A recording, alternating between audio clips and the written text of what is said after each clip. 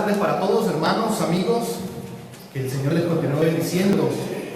Damos gracias al Señor por volver a estar aquí en línea con ustedes, llegando a sus casas a través de estos medios que Dios ha dispuesto para el avance de su obra, para el fortalecimiento de su obra. Muy bien, mis amados hermanos, quiero invitarlos a que busquen en sus Biblias en la carta de Santiago. Santiago capítulo 1. Por favor, Santiago capítulo 1. Santiago capítulo 1, y vamos a leer los versículos del versículo 1 al versículo número 4. Santiago capítulo 1, versículos del 1 al 4. Muy bien, la palabra del Señor dice: Santiago, siervo de Dios y del Señor Jesucristo, a las 12 tribus que están en la dispersión, salud. Hermanos míos, tened por sumo gozo cuando os halléis en diversas pruebas, sabiendo que la prueba de vuestra fe produce paciencia. Mas tenga la paciencia su obra completa, para que seáis perfectos y cabales, sin que os falte cosa alguna. Si usted, hermano, es de los que le gusta subrayar algunos versículos, subráyelo o subraye el versículo 2, que dice: hermanos míos, tened por sumo gozo cuando os halléis en diversas pruebas. Vamos a orar al Señor para comenzar este estudio de Santiago capítulo 1. Señor, en estos momentos que nos disponemos para escudriñar las Escrituras, ayúdanos a entender que eres tú, Señor, quien nos habla, quien nos exhorta, pero quien nos ordena a que nuestros pensamientos sean cambiados a la manera de Dios. De esa manera entonces empezaremos a entender la Biblia, porque es la idea de Dios, es el plan de Dios, es el pensamiento de Dios revelado a nosotros, para que nosotros vivamos, como dice tu palabra, bajo la luz de ella. En el nombre de Cristo Jesús. Amén y amén. Muy bien, hermanos, quiero compartir con ustedes en esta tarde, precisamente según Santiago capítulo 1, los beneficios de las pruebas, o como diría alguien, las benditas pruebas. Las benditas pruebas. Santiago, el medio hermano del Señor Jesucristo, escribe esta carta y se sitúa primeramente en su identificación. En el versículo 1 dice: Santiago, siervo de Dios y del Señor Jesucristo. Y escribe a las 12 tribus, o sea, israelitas, que están en la dispersión. Es interesante, hermanos, que esta carta, esta epístola, va dirigida a los creyentes judíos que estaban dispersos. Ahora, dispersos, ¿por qué? ¿Cuál era la razón para que los creyentes judíos estuviesen dispersos? Y si nos vamos a la época, hermanos, si nos vamos a los momentos en que estaba viviendo la iglesia, era debido a la persecución de la iglesia. Estaba pensando esta tarde, hermanos, que estos creyentes tuvieron que abandonar sus hogares, tuvieron que abandonar sus casas, como llamamos hoy en día el desplazamiento, para salir a algún lugar, posiblemente sin ayuda, sin privilegios. Y en esa situación en que ellos están allá, hermanos, a causa del Evangelio, escuchen bien, era a causa del Evangelio, era porque la iglesia era perseguida por los emperadores de esa época. Entonces estos hermanos de las 12 tribus estaban dispersos posiblemente por lo que conocemos en ese tiempo en tierras, posiblemente en Asia, en Europa, lo que hoy es Europa. Y están estos hermanos precisamente en una situación difícil. Ahora, yo quiero que nos pongamos un momento en la posición del escritor. Santiago le va a escribir a personas que están siendo perseguidas y le está escribiendo a personas que están dispersadas, que están desplazadas. ¿Cómo se puede dirigir uno hacia una persona que está en una prueba tan difícil? Si usted tuvo o ha tenido la experiencia, usted mismo o un familiar, de ser desplazado, es una situación difícil. Llegar a una tierra donde no conoce a nadie, llegar a momentos donde no tiene cómo alimentar a su familia. Y precisamente, hermanos, de ahí en adelante, del versículo 2 al versículo 4, Santiago va a hacer una exposición de las benditas pruebas. ¿Por qué Dios permite el sufrimiento en la vida del cristiano? ¿O para qué permite Dios que el creyente sufra, si no es para alcanzar un fruto de justicia, como lo dice en otros textos? Uno de los libros muy buenos acerca del sufrimiento es de Tim Keller. Usted lo puede encontrar en librerías o comprarlo en cualquier plataforma. Y él, acerca del dolor o del sufrimiento, dice esto: cuando el dolor y el sufrimiento llegan a nuestras vidas, finalmente caemos en cuenta no solo de que no estamos en control, sino de que nunca lo hemos estado. Miren qué interesante la conclusión a la que este hombre llega. Es un pastor teólogo en Estados Unidos y trata el tema del sufrimiento según la Biblia. Y vuelvo y repito, y él concluye diciendo: cuando el dolor y el sufrimiento llegan a nuestras vidas, finalmente caemos en cuenta no solo de que no estamos en control, sino de que nunca lo hemos estado. Volvamos nuevamente a la palabra del Señor, la que es infalible. Y el versículo 2, precisamente, de Santiago capítulo 1, nos dice: hermanos míos, hermanos míos. Y la siguiente palabra que viene, hermanos, yo quiero que usted esté escuchando esta enseñanza, viéndola, pero también con sus ojos en la palabra de Dios, porque la estamos estudiando. Y el verbo que aparece ahí, hermanos, en el imperativo, en la orden que Dios dice, es tener. Oiga, qué interesante.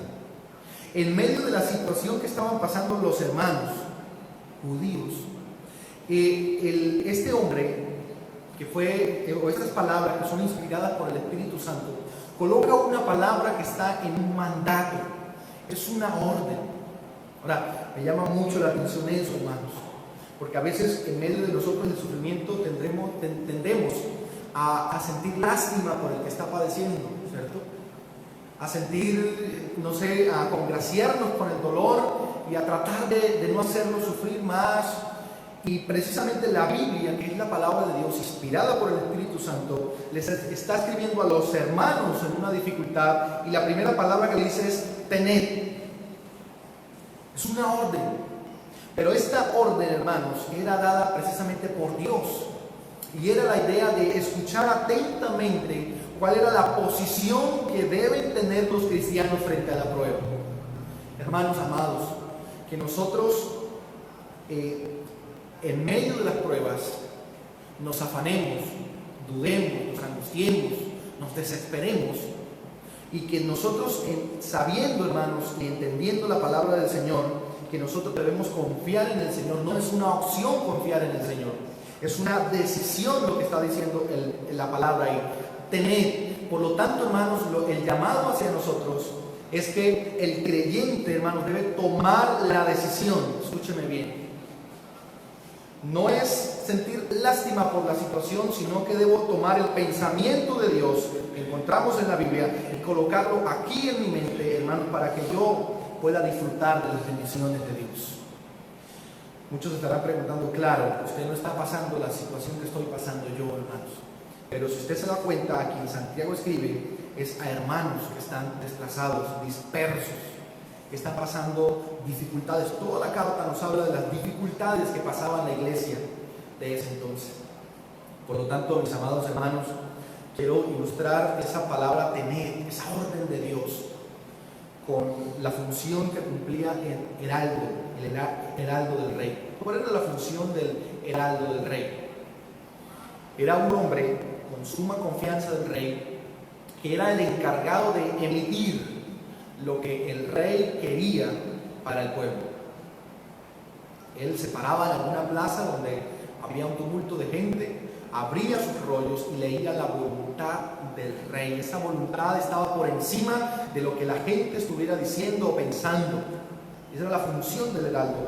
La función de nosotros como predicadores de la palabra es enseñar la Biblia en medio aún de las dificultades, y aunque tener compasión de la gente, porque el Señor tuvo compasión, pero tenemos que enseñar la palabra, porque ella es la que consuela y fortalece la vida del creyente. La función de nosotros somos los heraldos, los que emitimos lo que el Señor quiere, y el Señor es el que se encargará de cumplir su obra. Ahora, en esa ordenanza que es en el versículo 2, tened, hermanos míos, tened, es una orden. Encontramos lo primero, el primer beneficio, hermanos, cuando nosotros tomamos la decisión de ver las pruebas como benéficas en nuestra vida. Y el versículo lo dice claramente: hermanos míos, tened por sumo gozo.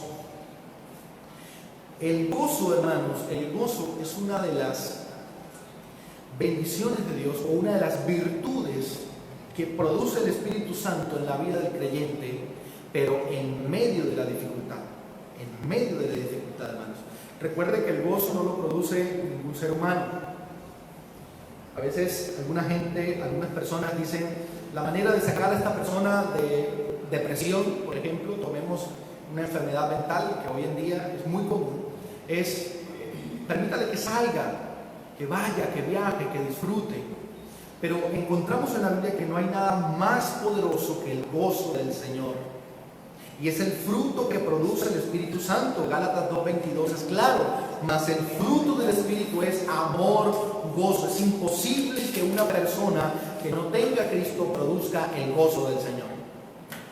Es imposible que una persona sin amar al Señor, sin creer en el Señor, sin ser hijo de Dios, pueda disfrutar el gozo de Dios. Pero usted y yo, hermanos, que ya hemos creído, que ya somos hijos de Dios, renacidos por la palabra de Dios, los que tenemos nueva vida, hermanos, tenemos que disfrutar, pero como una decisión, no esperando algo sobrenatural que venga hacia nosotros, sino tomando la decisión de ver las pruebas como el método de Dios para perfeccionar mi vida.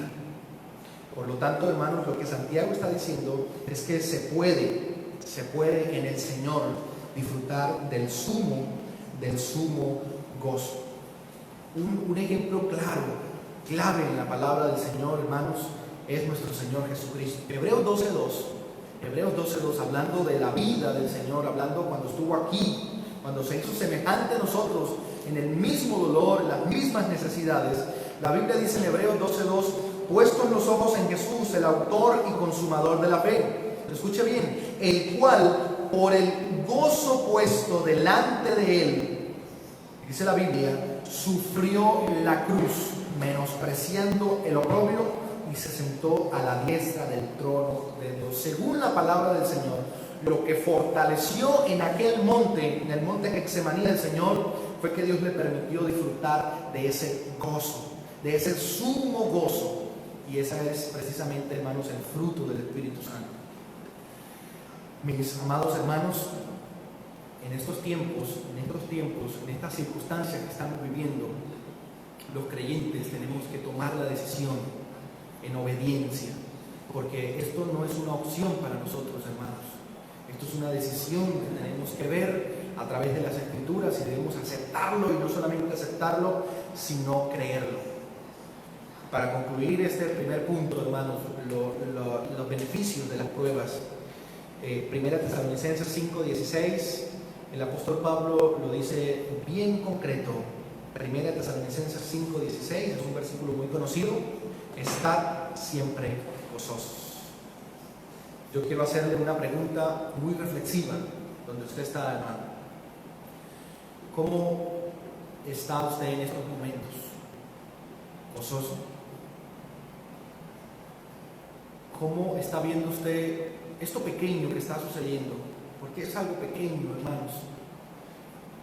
Alguien me llamó y preocupado, angustiado, magnificando todo, decía: ¿qué vamos a hacer? ¿Para dónde vamos a agarrar? El virus nos va a inundar la ciudad, va a llegar a nuestras casas, a nuestra familia. Decía: ¿será que puede Dios librarnos de esta? Y sabe qué es lo interesante, que científicamente este virus lo mata el jabón. Ese jabón común que usted compra en la tienda por 1,200 pesos la barra, eso elimina ese virus, lo mata. Por eso los médicos mandan lavarse las manos. Ahora, ¿por qué debo tener yo algo que se elimina con algo tan sencillo como el jabón? si nosotros debemos tener el gozo, el sumo gozo que es superior a cualquier dificultad, hermano. Por eso lo animo para que usted hoy tome la decisión de fortalecerse en el Señor y, como dice el apóstol Pablo, estar siempre gozosos. Muy bien. Asimismo, el versículo 2 dice: hermanos míos, voy a volverlo a leer, tened. Recuerde que es el mandato de Dios, tened primero el gozo del Señor. Dios nos manda a estar siempre gozosos. Pero lo segundo, hermanos, el beneficio de las pruebas es que el Señor está probando nuestra fe. Dios prueba nuestra fe. El versículo 3 dice: sabiendo que la prueba de vuestra fe. Yo no solamente voy a limitarme a lo que está sucediendo hoy en el mundo, sino a las diversas pruebas, como lo dice el versículo, que usted y yo podemos enfrentar. De estas salimos, estoy seguro, por el favor del Señor. Pero vendrán pruebas más difíciles. Hay pruebas que tocan a nuestra puerta, el Señor las permite. Hay pruebas, hermanos, que el Señor va a permitir en nuestra vida dolorosas. La muerte de un ser querido, la muerte de un hijo, de un familiar, la situación económica, alguna enfermedad terminal. Son pruebas, hermanos, que pueden llegar, que la Biblia las compara con el fuego, con el fuego. Por lo tanto, lo que el Señor está haciendo cuando permite las pruebas en nuestra vida, hermanos, es un beneficio. El segundo beneficio: probar nuestra fe. Probar nuestra fe. Voy a enfatizar esa prueba de la fe en dos aspectos muy importantes. Porque probar la fe no es saber si usted cree o no cree en el Señor. Como mucha gente puede ir usted en la calle hablando de la fe y puede decir: yo tengo fe en el Señor, pero ¿la fe qué significa para él? ¿Qué es lo que significa la fe para esa persona? ¿Algo que le enseñaron? ¿Algo tradicional? ¿O es aquella fe viva de la cual Santiago habla más adelante? Y le voy a enfatizar en dos aspectos muy importantes de la prueba de la fe. La primera, hermanos, es que cuando Dios decide probar nuestra fe, la fe del creyente a través de las pruebas, está probando nuestra obediencia. Recuerdan el caso de Abraham, ¿cierto? Voy a leer el pasaje de Abraham, uno que se encuentra en Génesis capítulo 22, versículo 1. Escuche bien la lectura de Génesis 22, 1. Aconteció después de estas cosas que probó Dios a Abraham y le dijo: Abraham, y él respondió: heme aquí. Usted puede seguir la lectura en su casa y se da cuenta que la prueba que Dios estaba haciéndole a Abraham era su hijo Isaac, y que era lo que exigía de su hijo, que fuese y lo sacrificara en holocausto, que lo asesinara, que lo ofreciera al Señor. Ahí Dios está probando la fe de Abraham, hermanos, pero esa fe se iba a mostrar en la obediencia de este hombre. Hebreos capítulo 11 también hace mención a la prueba de esta fe y dice: por la fe Abraham, cuando fue probado, escuche bien, dice la Biblia, ofreció a Isaac, obedeció lo que Dios le estaba exigiendo, lo que Dios le estaba pidiendo. Dice: y el que había recibido las promesas ofrecía a su unigénito, habiéndosele dicho: en Isaac crecerá llamada descendencia. Mire, pensando que Dios es poderoso para levantar aún de entre los muertos, de donde en sentido figurado también le volvió a recibir. Cuando Dios le quiso probar a Abraham y le exige su hijo en ofrenda, le demanda a su hijo en ofrenda, Abraham obedece. Está probando la fe, pero a través de la obediencia, hermanos. Es una obediencia total, no es una obediencia a medias. Recuerde que hemos enseñado que una obediencia a medias se puede catalogar como una desobediencia completa. Por lo tanto, mis amados hermanos, cuando la Biblia dice que Dios va a probar, sabiendo que la prueba de vuestra fe, Dios está probando la obediencia de nosotros. ¿Cuán obedientes somos a lo que Dios nos está exigiendo, a lo que agrada al Señor? A lo que Dios quiere que nosotros tomemos la decisión, como explicaba al inicio, tomemos la decisión, tengamos sumo gozo y veamos que no hay nada mejor que obedecer al Señor. El otro énfasis, hermanos, que le quiero dar a la prueba de la fe no solamente es a la obediencia, sino a la integridad. Este aspecto es muy importante. ¿Cómo prueba Dios la fe? A través de la integridad. Y hay otro ejemplo claro en la Biblia, hermanos, que es el de Job. Job. ¿Recuerdan la historia de Job? Todos, yo sé que la mayoría han leído la historia de Job, un hombre justo, recto, temeroso de Dios y apartado del mal. Dios mismo da testimonio y le permite Dios, a través de Satanás, que fue el instrumento, probar a este hombre. ¿Cómo lo probó? En el capítulo 1 Dios le permite a Satanás quitarle todo a Job. ¿Quién le quitó todo? Satanás, pero como instrumento de Dios. Y al terminar le quita todo lo que tiene: camellos, ovejas, todas sus casas, todas sus propiedades, pero también le quita a sus hijos. Y el capítulo 1 termina diciendo: Jehová dio, Jehová quitó, sea el nombre del Señor bendito. Dice la Biblia que nuevamente Satanás tiene una conversación con el Señor y Job se había mantenido íntegro. Y Satanás le dijo: claro, voy a parafrasear lo que dice el versículo. El hombre dará todo por su vida, por su salud. Quítale la salud y vas a ver cómo maldice, reniega en tu misma presencia. Y así mismo Dios le permite a Satanás ir a quitarle la salud.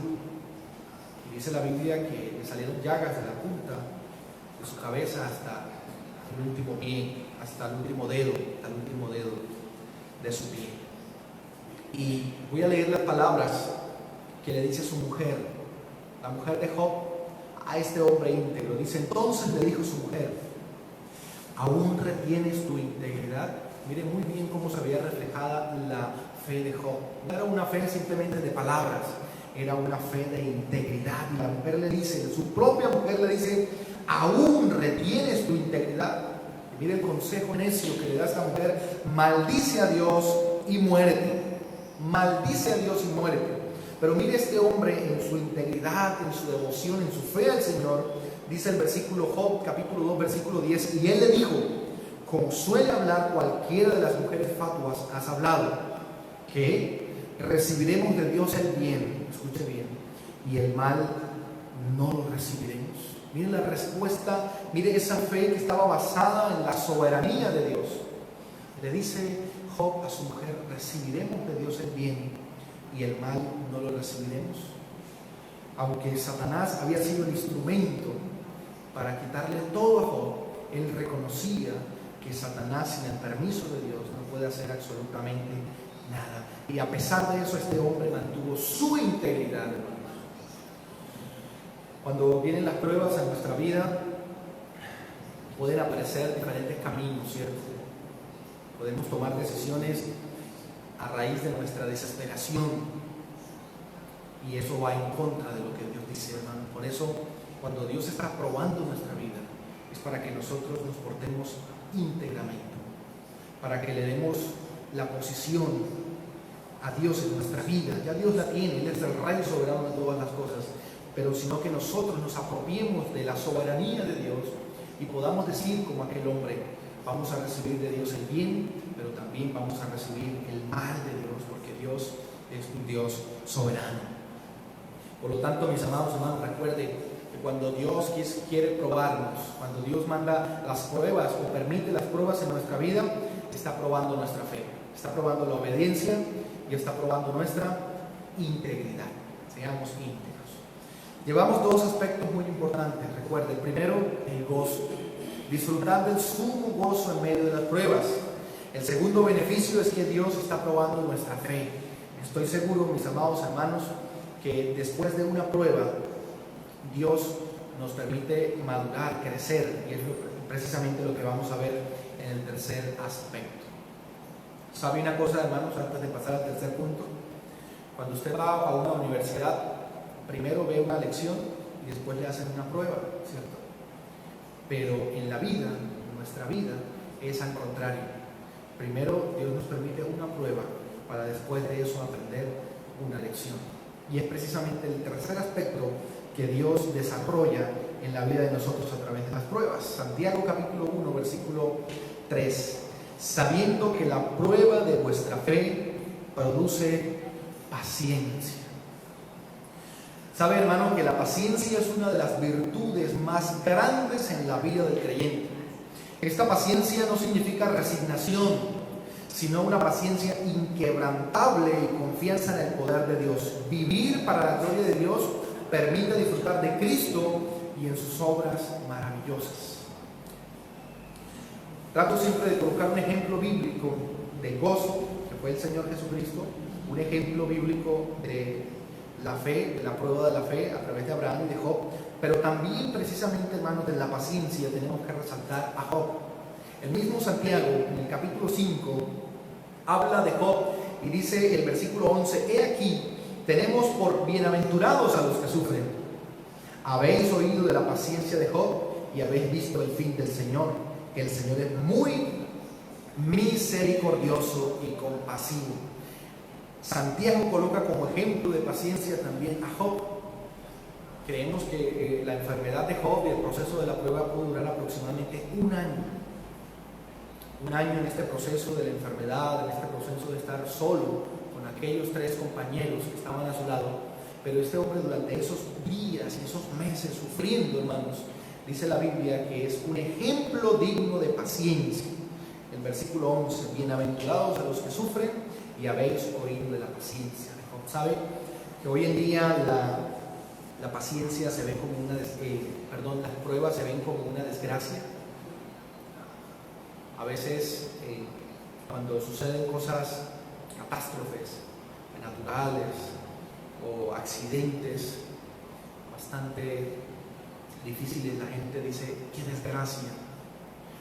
Pero precisamente la Biblia ve el fin de las pruebas, de las dificultades, de los accidentes y de todas las cosas como benéfico para nosotros, como un beneficio de Dios en la vida de nosotros.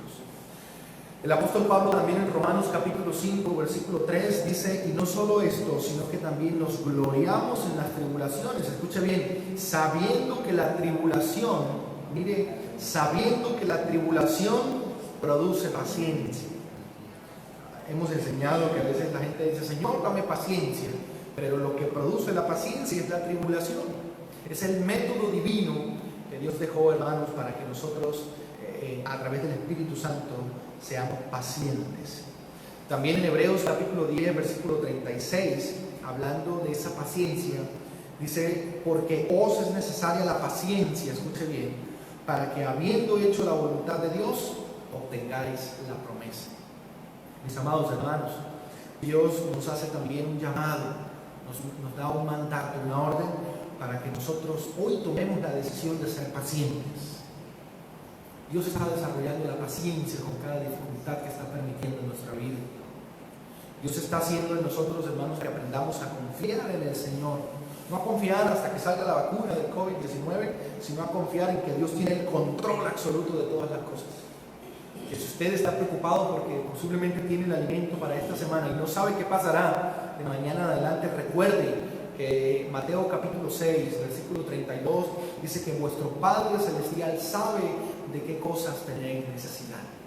Gloria al Señor por eso. Eso nos ayuda a descansar. Recuerde que el mismo Señor dice: preocúpense por este día, ya lo tienen, cada día traerá su propio afán. Descanse en el Señor, ore al Señor, dele gracias por lo que hoy disfrutó y deje que el Señor se encargue de proveer los medios o los mecanismos para el día de mañana. Mis amados hermanos, es una orden del Señor que usted que está pasando por dificultades, que usted que está pasando por pruebas, entienda 3 cosas.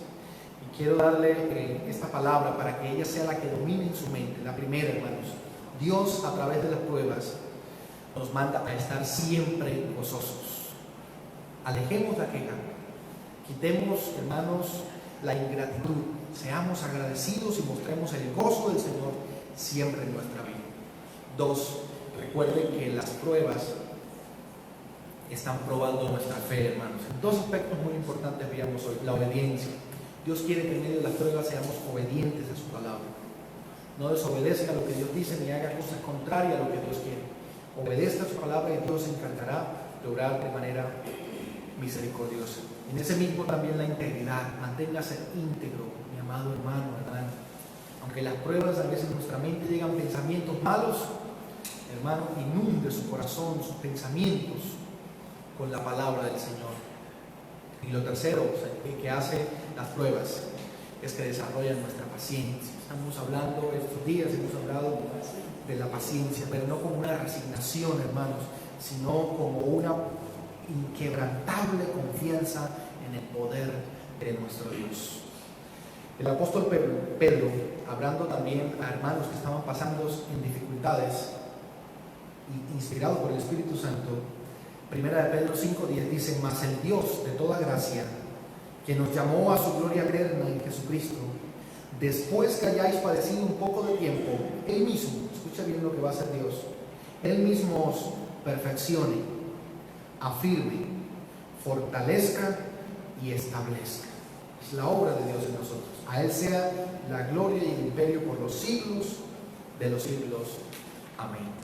Y el salmista, hablando precisamente de lo que Dios estaba haciendo en su vida, el Salmo 73:26 dice: podrá desfallecer mi cuerpo y mi espíritu, pero Dios fortalece mi corazón.